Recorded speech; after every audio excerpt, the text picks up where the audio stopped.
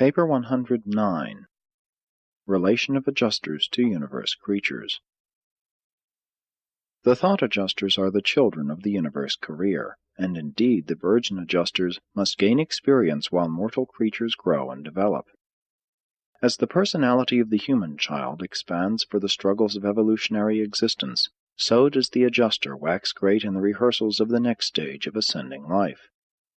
As the child acquires adaptive versatility for his adult activities through the social and play life of early childhood, so does the indwelling adjuster achieve skill for the next stage of cosmic life by virtue of the preliminary mortal planning and rehearsing of those activities which have to do with the Urantia career. Human existence constitutes a period of practice which is effectively utilized by the adjuster in preparing for the increased responsibilities and the greater opportunities of a future life. But the adjuster's efforts, while living within you, are not so much concerned with the affairs of temporal life and planetary existence. Today the thought adjusters are, as it were, rehearsing the realities of the universe career in the evolving minds of human beings. 1. Development of Adjusters. There must be a comprehensive and elaborate plan for the training and development of virgin adjusters before they are sent forth from Divinington, but we really do not know very much about it.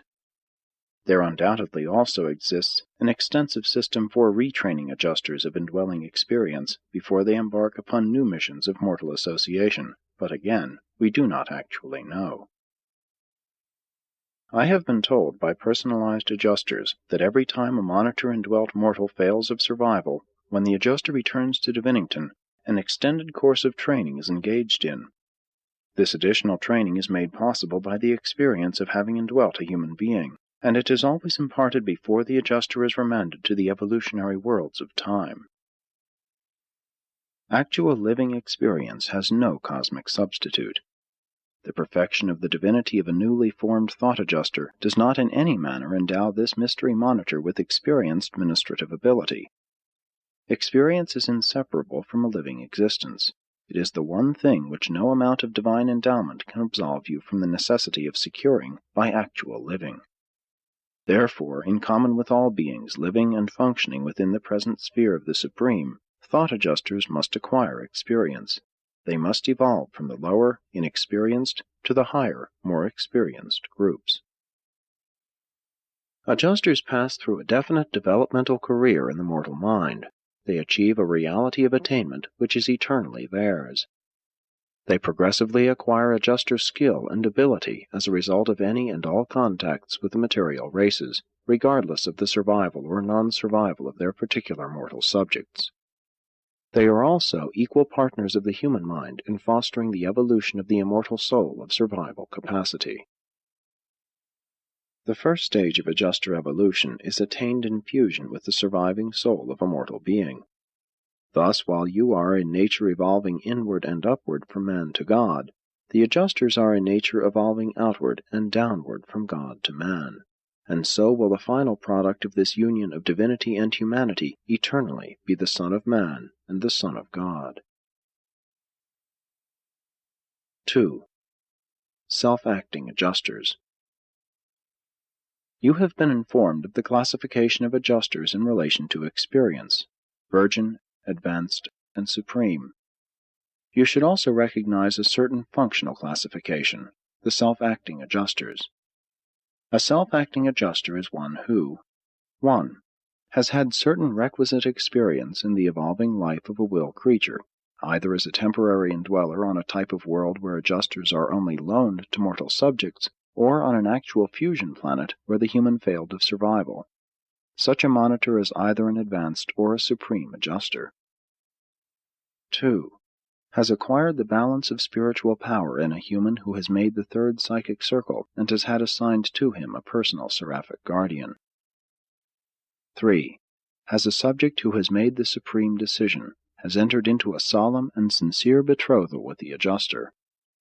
The adjuster looks beforehand to the time of actual fusion and reckons the union as an event of fact. 4.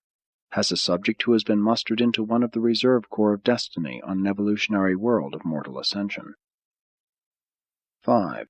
at some time during human sleep, has been temporarily detached from the mind of mortal incarceration to perform some exploit of liaison, contact, re-registration, or other extra-human service associated with the spiritual administration of the world of assignment. 6. Has served in a time of crisis in the experience of some human being who is the material complement of a spirit personality entrusted with the enactment of some cosmic achievement essential to the spiritual economy of the planet. Self-acting adjusters seem to possess a marked degree of will in all matters not involving the human personalities of their immediate indwelling, as is indicated by their numerous exploits both within and without the mortal subjects of attachment. Such adjusters participate in numerous activities of the realm, but more frequently they function as undetected indwellers of the earthly tabernacles of their own choosing. Undoubtedly, these higher and more experienced types of adjusters can communicate with those in other realms. But while self-acting adjusters do thus intercommunicate, they do so only on the levels of their mutual work and for the purpose of preserving custodial data essential to the adjuster ministry of the realms of their sojourn, though on occasions they have been known to function in interplanetary matters during times of crisis. Supreme and self-acting adjusters can leave the human body at will. The indwellers are not an organic or biologic part of mortal life. They are divine superimpositions thereon. In the original life plans they were provided for, but they are not indispensable to material existence. Nevertheless, it should be recorded that they very rarely, even temporarily, leave their mortal tabernacles after they once take up their indwelling.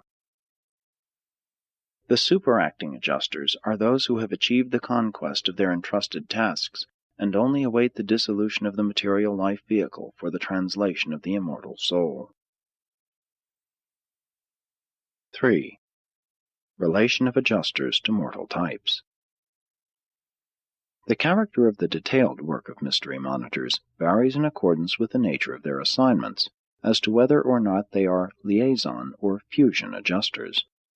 Some adjusters are merely loaned for the temporal lifetimes of their subjects. Others are bestowed as personality candidates with permission for everlasting fusion if their subjects survive. There is also a slight variation in their work among the different planetary types, as well as in differing systems and universes.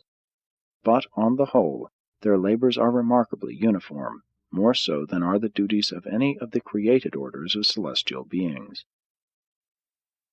On certain primitive worlds, the Series 1 group, the adjuster indwells the mind of the creature as an experiential training, chiefly for self-culture and progressive development. Virgin adjusters are usually sent to such worlds during the earlier times when primitive men are arriving in the Valley of Decision, but when comparatively few will elect to ascend the moral heights beyond the hills of self-mastery and character acquirement to attain the higher levels of emerging spirituality. Many, however, who fail of adjuster fusion do survive as spirit-fused ascenders. The adjusters receive valuable training and acquire wonderful experience in transient association with primitive minds, and they are able subsequently to utilize this experience for the benefit of superior beings on other worlds. Nothing of survival value is ever lost in all the wide universe. On another type of world, the Series 2 group, the adjusters are merely loaned to mortal beings. Here the monitors can never attain fusion personality through such indwelling, but they do afford great help to their human subjects during the mortal lifetime, far more than they are able to give to Urantia mortals. The adjusters are here loaned to the mortal creatures for a single lifespan as patterns for their higher spiritual attainment, temporary helpers in the intriguing task of perfecting a survival character. The adjusters do not return after natural death. These surviving mortals attain eternal life through spirit fusion. On such worlds as Urantia, the Series 3 group, there is a real betrothal with the divine gifts, a life and death engagement. If you survive, there is to be an eternal union, an everlasting fusion, the making of man and adjuster one being. In the three-brained mortals of this series of worlds, the adjusters are able to gain far more actual contact with their subjects during the temporal life than in the one- and two-brained types. But in the career after death, the three-brained type proceed just as do the one-brained type and the two-brained peoples, the Urantia races. On the two-brain worlds, subsequent to the sojourn of a paradise bestowal son, virgin adjusters are seldom assigned to persons who have unquestioned capacity for survival. It is our belief that on such worlds practically all adjusters indwelling intelligent men and women of survival capacity belong to the advanced or to the supreme type. In many of the early evolutionary races of Urantia, three groups of beings existed. There were those who were so animalistic that they were utterly lacking in adjuster capacity. There were those who exhibited undoubted capacity for adjusters and promptly received them when the age of moral responsibility was attained. There was a third class who occupied a borderline position. They had capacity for adjuster reception, but the monitors could only indwell the mind on the personal petition of the individual.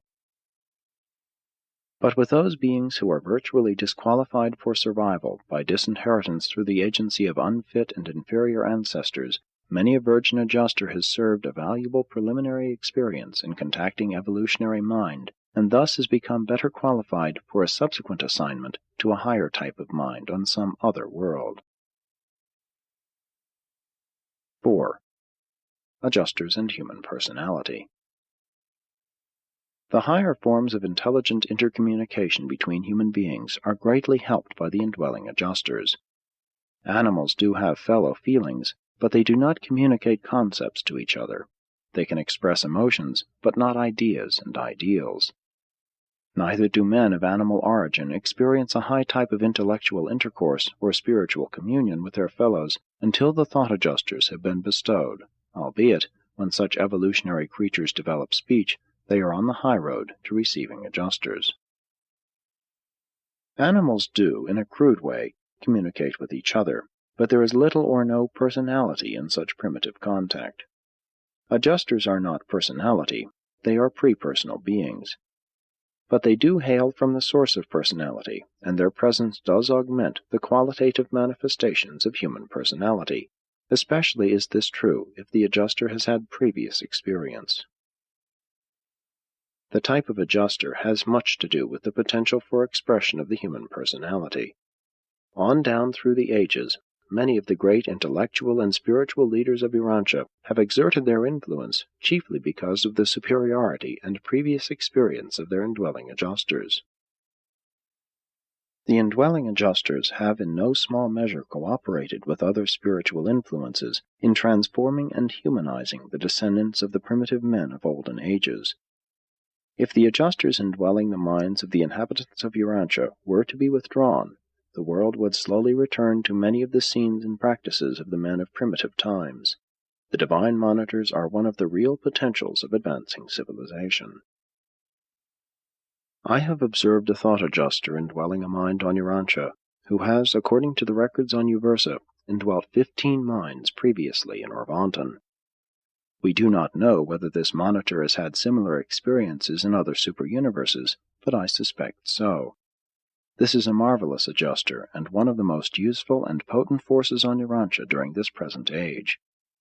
What others have lost, in that they refused to survive, this human being, and your whole world, now gains. From him who has not survival qualities shall be taken away even that experienced adjuster which he now has, while to him who has survival prospects shall be given even the pre-experienced adjuster of a slothful deserter. In a sense, the adjusters may be fostering a certain degree of planetary cross-fertilization in the domains of truth, beauty, and goodness. But they are seldom given two indwelling experiences on the same planet. There is no adjuster now serving on Urantia who has been on this world previously. I know whereof I speak, since we have their numbers and records in the archives of Uversa. 5. Material handicaps to adjuster indwelling. Supreme and self-acting adjusters are often able to contribute factors of spiritual import to the human mind when it flows freely in the liberated but controlled channels of creative imagination. At such times, and sometimes during sleep, the adjuster is able to arrest the mental currents, to stay the flow, and then to divert the idea procession, and all this is done in order to effect deep spiritual transformations in the higher recesses of the superconsciousness. Thus are the forces and energies of mind more fully adjusted to the key of the contactual tones of the spiritual level of the present and the future. It is sometimes possible to have the mind illuminated, to hear the divine voice that continually speaks within you, so that you may become partially conscious of the wisdom, truth, goodness, and beauty of the potential personality constantly indwelling you. But your unsteady and rapidly shifting mental attitudes often result in thwarting the plans and interrupting the work of the adjusters. Their work is not only interfered with by the innate natures of the mortal races, but this ministry is also greatly retarded by your own preconceived opinions, settled ideas, and long-standing prejudices. Because of these handicaps, many times only their unfinished creations emerge into consciousness, and confusion of concept is inevitable. Therefore, in scrutinizing mental situations, safety lies only in the prompt recognition of each and every thought and experience for just what it actually and fundamentally is, disregarding entirely what it might have been. The great problem of life is the adjustment of the ancestral tendencies of living to the demands of the spiritual urges initiated by the divine presence of the mystery monitor. While in the universe and superuniverse careers no man can serve two masters, in the life you now live on Urantia, every man must perforce serve two masters. He must become adept in the art of a continuous human temporal compromise, while he yields spiritual allegiance to but one master. And this is why so many falter and fail, grow weary, and succumb to the stress of the evolutionary struggle. While the hereditary legacy of cerebral endowment and that of electrochemical overcontrol both operate to delimit the sphere of efficient adjuster activity, no hereditary handicap, in normal minds, ever prevents eventual spiritual achievement. Heredity may interfere with the rate of personality conquest, but it does not prevent eventual consummation of the ascendant adventure. If you will cooperate with your adjuster, the divine gift will, sooner or later, evolve the immortal Urantia soul, and subsequent to fusion therewith, will present the new creature to the sovereign master sun of the local universe, and eventually to the father of adjusters on paradise. 6. The persistence of true values. Adjusters never fail. Nothing worth surviving is ever lost. Every meaningful value in every will creature is certain of survival, irrespective of the survival or non-survival of the meaning-discovering or evaluating personality. And so it is, a mortal creature may reject survival, still the life experience is not wasted. The eternal adjuster carries the worthwhile features of such an apparent life of failure over into some other world, and there bestows these surviving meanings and values upon some higher type of mortal mind, one of survival capacity. No worthwhile experience ever happens in vain. No true meaning or real value ever perishes. As related to fusion candidates, if a mystery monitor is deserted by the mortal associate, if the human partner declines to pursue the ascending career, when released by natural death, or prior thereto, the adjuster carries away everything of survival value which has evolved in the mind of that non-surviving creature. If an adjuster should repeatedly fail to attain fusion personality because of the non-survival of successive human subjects, and if this monitor should subsequently be personalized, all the acquired experience of having indwelt and mastered all these mortal minds would become the actual possession of such a newly personalized adjuster, an endowment to be enjoyed and utilized throughout all future ages. A personalized adjuster of this order is a composite assembly of all the survival traits of all his former creature hosts. When adjusters of long universe experience volunteer to indwell divine sons on bestowal missions, they full well know that personality attainment can never be achieved through this service. But often does the Father of Spirits grant personality to these volunteers and establish them as directors of their kind. These are the personalities honored with authority on Divinington, and their unique natures embody the mosaic humanity of their multiple experiences of mortal indwelling, and also the spirit transcript of the human divinity of the Paradise Bestowal Son of the terminal indwelling experience. The activities of adjusters in your local universe are directed by the personalized adjuster of Michael of Nebadon, that very monitor who guided him step by step when he lived his human life in the flesh of Joshua ben Joseph. Faithful to his trust was this extraordinary adjuster, and wisely did this valiant monitor direct the human nature, ever guiding the mortal mind of the Paradise Son in the choosing of the path of the Father's perfect will. This adjuster had previously served with Machaventa Melchizedek in the days of Abraham, and had engaged in tremendous exploits both previous to this indwelling and between these bestowal experiences. This adjuster did indeed triumph in Jesus' human mind, that mind which in each of life's recurring situations maintained a consecrated dedication to the Father's will, saying, "Not my will, but yours be done." Such decisive consecration constitutes the true passport from the limitations of human nature to the finality of divine attainment. This same adjuster now reflects in the inscrutable nature of his mighty personality the pre-baptismal humanity of Joshua ben Joseph, the eternal and living transcript of the eternal and living values which the greatest of all Urantians created out of the humble circumstances of a commonplace life as it was lived to the complete exhaustion of the spiritual values attainable in mortal experience. Everything of permanent value which is entrusted to an adjuster is assured eternal survival. In certain instances, the monitor holds these possessions for bestowal on a mortal mind of future indwelling. In others, and upon personalization, these surviving and conserved realities are held in trust for future utilization in the service of the architects of the Master Universe. 7. Destiny of Personalized Adjusters. We cannot state whether or not non-adjuster father fragments are personalizable, but you have been informed that personality is the sovereign free will bestowal of the Universal Father.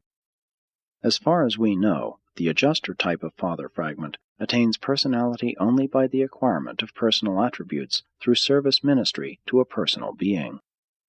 These personalized adjusters are at home on Divinington, where they instruct and direct their pre-personal associates. Personalized thought adjusters are the untrammeled, unassigned, and sovereign stabilizers and compensators of the far-flung universe of universes. They combine the creator and creature experience, existential and experiential. They are conjoint time and eternity beings. They associate the pre-personal and the personal in universe administration. Personalized adjusters are the all-wise and powerful executives of the architects of the Master Universe. They are the personal agents of the full ministry of the Universal Father, personal, pre-personal, and superpersonal. They are the personal ministers of the extraordinary, the unusual, and the unexpected throughout all the realms of the transcendental absonite spheres of the domain of God the Ultimate, even to the levels of God the Absolute. They are the exclusive beings of the universes who embrace within their being all the known relationships of personality. They are omnipersonal. They are before personality, they are personality, and they are after personality. They minister the personality of the Universal Father as in the eternal past, the eternal present, and the eternal future. Existential personality on the order of the infinite and absolute, the Father bestowed upon the eternal Son, but he chose to reserve for his own ministry the experiential personality of the type of the personalized adjuster, bestowed upon the existential pre-personal adjuster, and they are thus both destined to the future eternal superpersonality of the transcendental ministry of the absonite realms of the ultimate, the supreme ultimate, even to the levels of the ultimate absolute. Seldom are the personalized adjusters seen at large in the universes. Occasionally they consult with the Ancients of Days, and sometimes the personalized adjusters of the sevenfold Creator Sons come to the headquarters worlds of the constellations to confer with the Verandadek rulers. When the planetary Verandadek observer of Urantia, the Most High Custodian, who not long since assumed an emergency regency of your world, asserted his authority in the presence of the resident Governor-General, he began his emergency administration of Urantia with a full staff of his own choosing. He immediately assigned to all his associates and assistants their planetary duties. But he did not choose the 3 personalized adjusters who appeared in his presence the instant he assumed the regency. He did not even know they would thus appear, for they did not so manifest their divine presence at the time of a previous regency. And the Most High Regent did not assign service or designate duties for these volunteer personalized adjusters.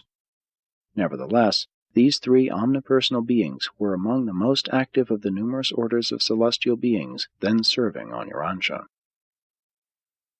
Personalized adjusters perform a wide range of services for numerous orders of universe personalities, but we are not permitted to discuss these ministries with adjuster-indwelt evolutionary creatures. These extraordinary human divinities are among the most remarkable personalities of the entire grand universe, and no one dares to predict what their future missions may be.